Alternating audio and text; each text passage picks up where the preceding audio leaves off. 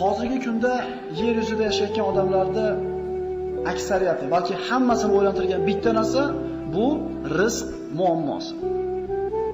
Mana shu rizqini topib kelishlik yo'lida odamlar haloliga ham qaramay qo'ydi, haromiga ham qaramay qo'ydi. Rizq topishlik yo'lida inson ibodatdan ham tashlab qo'yapti, qarindosh urug'chilar aloqani ham tashlab qo'yapti, umuman odamgarchilikdan tashlab qo'yapti. Ana shu rizq topishlik yo'lida ikkita og'ayni bilan sherik bo'lib tijorat qilyapti. Ozgina pul topgandan keyin xuddi shu rizqni deb turib, bir-biri bilan qiyomat diydor olib ketyapti. Aka-ukalar ajrashib ketyapti, eshik tolashib, otalariga tikki gapiryapti. Rizq o'zi nima? Alloh taolo mana aytdik, odam alayhisalom yerga tushgan ekan, bandalarni yerda xotirjam hayot kechirish uchun kerak bo'ladigan hamma qonun-qoidalarni chizib qo'ygan. Odamlar Alloh taoloni ko'rsatgan ko'rdan so'tmasdan uzoqlashib ketgandan keyin rizqni faqat o'zi topib yeyishligi haqida tushuncha paydo bo'lib qoldi. Ishlamagan birodarlar biram odamlar ishlamay tishlab yuribdi. Alloh rizqiga yozib qo'yganligi uchun. Va biram odamlar eshshakdek ishlayapti, lekin tishlamayapti. Buni atini nima deb qo'yadi? Buni atini rizq deb qo'yadi birodarlar. Alloh taolo Qur'onda marhamat qilib aytadiki: "Va ma min dabbatin illa alallohi rizquha." O'malaganki jonivor bor, rizqi Allohning zimmasiga. Xo'p, rizq degan biz pulni tushunamizda, to'g'rimi? Rizq o'zi nima? Rizq, birodarlar, faqat pul emas. Bir mush ko'zga yeyishligingiz ham rizq. Chanqab qolib ketishlik ko'chada rizq. Mashinangiz buzilib, sovuqda qolib ketib soqatishligingiz rizq. Farzand ko'rishingiz rizq, pul topishligingiz rizq. Rizq xullas sizga Alloh taolo onangiz qornida 121 kunga to'lgan kuningiz farishta orqali yozdirib qo'ygan jamiki narsa rizq deyiladi. Alloh taolo ana shu rizqni qayerdan istashlikni o'rgatyapti. Ana shu pulni, ana shu tirikchilikni, xotirjamlikni faqat puldan istaganlarimiz, topganimiz ba'zilarimiz bo'lmayapti xotirjamlik pul bilan. U aksincha ko'p bo'lgan sari g'am ham shuncha ko'p bo'lib ketyapti. Fabtaghu indallohi rizqa wa'buduhu washkuru lahu ilayhi turja'un. Rizqni deyapti Alloh taolo. Bozordan, guzardan demayapti. Allohning huzuridan istanglar, unga ibodat qilib, shukr qilib deydi. Alloh aytgandaqa yashasanglar deyapti Alloh, rizqinglarni yetkizaman. Boyaga aytayotgan mehnat, ozgina mehnat bo'lsa ham Alloh yetkizaveradi. Va ka'ayyin min dabbatin la tahmilu rizqaha Allohu yarzuquha va iyyakum va huwas samiul alim. Yer yuzida o'malaganki jonivor borki, rizqi Allohning zimmasiga deydi. Sizlarning rizqinglar ham Allohning zimmasida deydi. Xo'p, rizq deganda tushundik. Endi Alloh bergan shu rizq ko'payib, ozayadimi yoki bir xil turadimi? Tabiiy ha deydiganlar ham bor, yo'q deydiganlar ham bor. Rizq birodarlar ko'paymaydi. Rizq ko'paymaydi. Unga faqat baraka so'rash mumkin. Rizq talqil degan tushunarli bo'ldimi? Alloh nima bergan bo'lsa rizq. Yaxshi kun ham, yomon kun ham rizq. Baraka nima unda? Baraka degani ko'p deganimi? Bizni shunaqa olib qo'ygan. Ko'p bo'lsa yaxshi. To'g'rimi? 10 ta sotmang, 20 ta soting. 10 ta urmang g'ishti, 20 ta uring. Ko'p bo'lsa albatta nima? Yaxshi deymiz, shunaqami? Lekin men afsus bo'lsin birodarlar, ko'p degani baraka degani emas. Yolg'on gapirib 100 so'm toping, rost gapirib 5 so'm toping. G'ish qo'yib topgan 5000 so'm g'ish purish puli bilan qimorvozni topgan 10000 so'mni solishtirib ko'ring. Farqi bormi? Ba'zida bo'ladi-yu, mehnat qilib, birodar bir mashina ko'mirini tushirib berib qo'yib, g'ishini tashib berib qo'yib 200 so'm pul topgan bo'lamiz. Haligi 200 so'm bilan chakana emas ishimiz tutib, yana bir 50 so'm qoladi cho'ntagida. Va ba'zilar bir evolab dovdirab pul kelib qoladi 1000 so'm. Qayerga ketganini bilmaymiz, nima qilganimizni ham bilmaymiz. Baraka degani ko'p degani emas, shuni tushunib olaylik. Ko'pini quvurmaylik birodarlar. Ko'p bo'lsa baraka degani emas. Baraka degani, agar misol bilan tushuntiradigan bo'lsak, bir inson chanqab keldi, odatda 1 litr suv ichsa chanqog'i qoladi. Uni normasi shunaqa edi. 1 litr suv ichsa chanqog'i qoladi. Endi agar Alloh taolo baraka bersa, 1 piyola suvga ham chanqog'i nima bo'ladi? Demak, baraka degani ko'p degan so'z ekan. tatimli bo'lishligi degani. Tushunarlimi?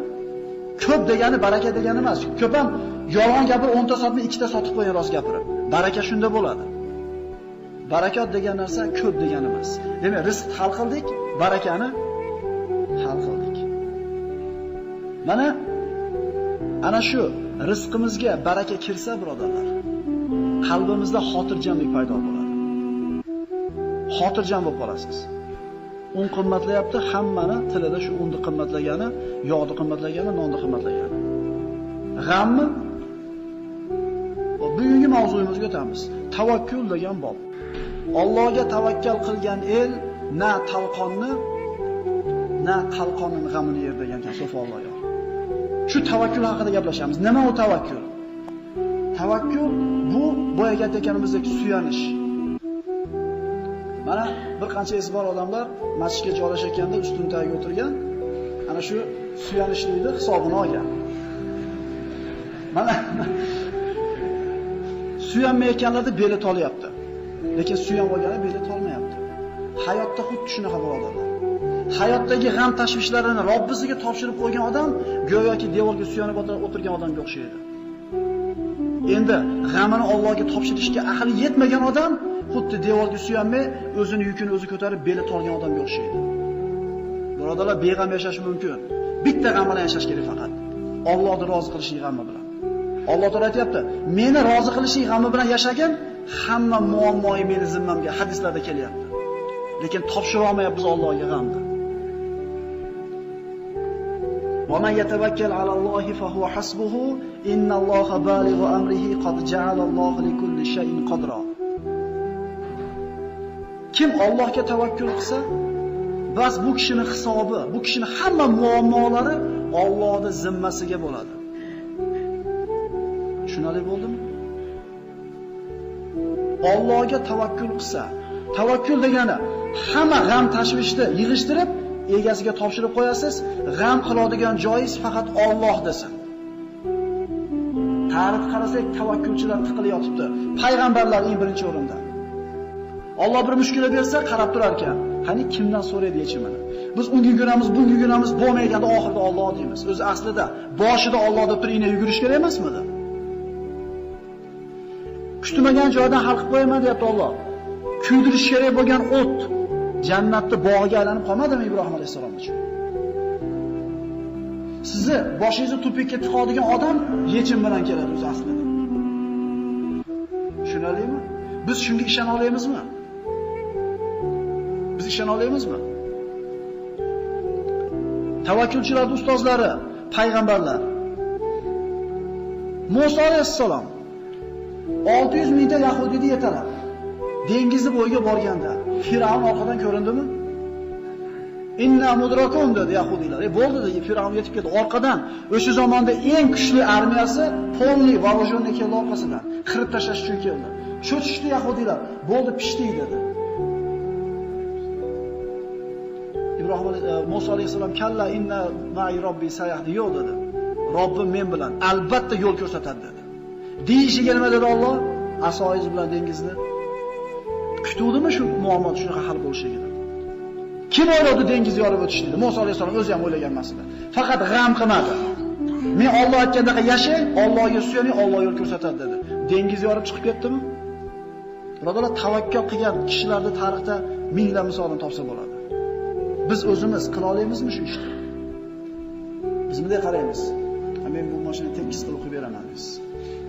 Javob deysiz. Qadam bilan taqsir, og'rib qolarsiz, o'lib qolarsiz, svet o'chib qolar, qo'lish sinib qolar, yo'q. Men qilib beraman deysiz. Men gapimga javob beradigan bitta o'g'il bor, gapimga o'g'il bo'laman deysiz. Ismoil alayhisalomni men sizni so'yaman nima deysiz desa, inshaalloh sabr qilganimni ko'rasiz deyapti. U tutkizib beraman demay, prosta chidab beraman deb o'zida bor sifat, sabr. Inshaalloh sabrli ekanligimni ko'rasiz deb o'zidagi sifatni ham kimga yopishtiryapti? Ishonishmagan ular o'zlariga. Akasiga ham, dadasiga ham, qaynotasiga ham ishonmagan. Ular Allohga suyangan ular.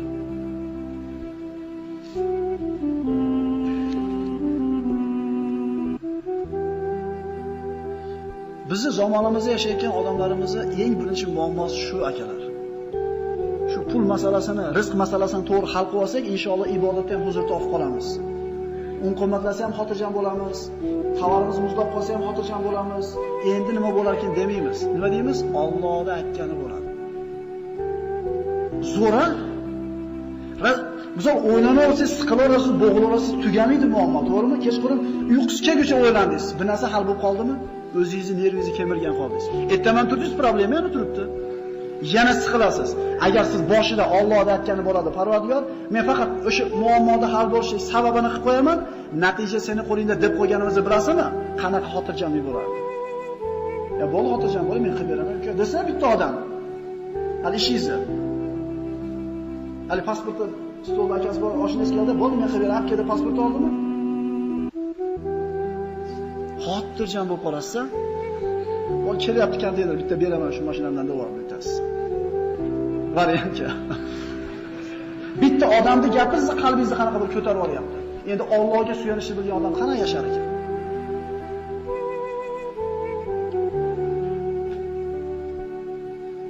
Rasululloh sollallohu alayhi vasallam aytadi: "Law annakum tawakkaluna ala Allohi haqqa tawakkulihi la ruziqtum kama tuzaqut tayr taghdu himasan wa taruhu bitona." Agar sizlar deyapti Rasululloh, haqiqiy tavakkul qilishdi, tavakkul nima edi? Nima edi tavakkul? Allohga qanaqa suyanamiz? Natija haqida g'am qilmaymiz, mehnat qilamiz, sababni qilamiz. O'sha kiyida olayotgan bo'lsak, kamonni cho'zamiz, shamolda rashotini olamiz, keyingi qadamni sotib qo'yib yuborib turib, endi kimdan bu yog'i? Tegsa ham Allohdan, tegmasa ham Allohdan. Qo'lingizdan kelgandaqa hunaringiz bilan motorni yig'dingiz, endi bosadigan payt keldi. Kimdan bu yog'i? Ana. Mana tavakkul. Natija haqida g'am qilmaslik. Mehnat qilinadi, lekin natija haqida siqilinmaydi. Agar sizlar deyapti Rasululloh, rosakamiga tavakkul qilishni bilganinglarda, sizlarni qorningizlarda Alloh taolo xuddi qushni qornini to'yg'izganda to'yg'izib qo'yadi deydi. Tavakkul bu iymonning sharti. Fa'alallohi va tavakkalu in kuntum mu'minin. Alloh taolo aytayapti, agar sizlar rost mo'minman desanglar, rostdan musulmon bo'lsanglar, Allohga suyaninglar deyapti. Bu degani Allohga suyana olmayotgan bo'lsanglar, iymoninglarni nima qilinglar? Tekshirib qo'yinglar bu qator. Musulmon odam Allohdan boshqaga suyanishi, Allohdan boshqaga ishonmasligi kerak. Ali roziyallohu anhu Yahudiyning uyida ittifoq bilan bog'dagi xurmolarni sug'orib berishlikda ittifoq qildi. Ya'ni faraz qilaylik, hududdan chiqib bir paqa to'kkan suviga 2 dona xurmo beradi. Ali rahimallohu anhu hududdan chiqib suvni sug'ordi, bir qancha xurmo daraxtlarni sug'organdan keyin Yahudiyning bog'ida bir hovuch xurmoga yarasha yetdi. Ya'ni bir kunlik xotin bola chaqasi bilan yeydigan ovqat bo'ldi. Faqat sharg'itdi, ber haqini. Yahudiy hayron bo'ldi. Tugatmadingmi ishni hali? Tugat desa, men sen bilan bog'ni tugatishlikka dogovor qilmaganman. Faqiriga ikkitadan gaplashdik, ber xurmoy. Bugunga yetadi deydi. Biz 5 yil, 10 yilda rashotini olamiz-ku. 10 qop un olib qo'yganlar yo'qmas ishimizda. Birodarlar, Alloh biladi, uni kuyaydimi, o'g'ri oladimi, o't ketadimi, nasib qilsa yetsimi? Ertagacha, ertaga Xudo poshsho deydi. Tavakkulni qarang. Bir donani ko'tarib kelyapti Ali Karim Allohga. Bir dona. Shu bilan tugasa ham bo'ladi o'zi. Fatima onamiz ona degani xolaganiga, eshit xolaganiga qarang. Kim bular? Birodarlar, faqrona hayotda biz yomon narsa deb bilmaylik. Qo'limiz, rizqimiz kalta bo'lgan bo'lsa, bu yomon ko'rgan uchun Alloh buni berayotgani yo'q. Yaxshi ko'rgan bandalarga mana shunday hayotni bergan. Ali payg'ambarimizning amakivachchasi bo'ladi. Nasl-nasab payg'ambarimizga bog'lanadi. Payg'ambarimizning eng yaqin sahobalaridan 10 ta ashara mubashsharani bittasi jannatiylarda. Payg'ambarimizga kuyov, jannat yigitlarining sayyidlari bo'lgan Ali, Hasan va Husaynlarning otasi, yer yuzida yashab o'tgan eng komil ayolni 4 ta ayoldan bittasini eri bo'lgan Ali kambag'al bo'lgan, lekin rozi bo'lgan hayotidan. O'shuning uchun zo'r yashagan. Bir donorga qurib yetib, bir donorni ko'tarib kelsa, yo'lda bittasi Alloh uchun xayr qiling dedi, shab beradi. O'rniga qo'yib beriladi biz o'zimizni. Biz aqlimizga sig'maydi, chunki biz aqlimiz sig'dirmaydigan bo'lib qolgan bunaqa narsalarni. Har xil narsa bilan to'lib qolganmiz aqlimiz. Uyga keladi, olib keldingizmi desa, Alloh yo'lida bittasi xayr qiling deb berib yubordim dedi. Mana ko'ringlar birodarlar, bugun Fatima onamizni anor yeyishini Alloh taqdir qilgan bo'lsa, anor yeydi.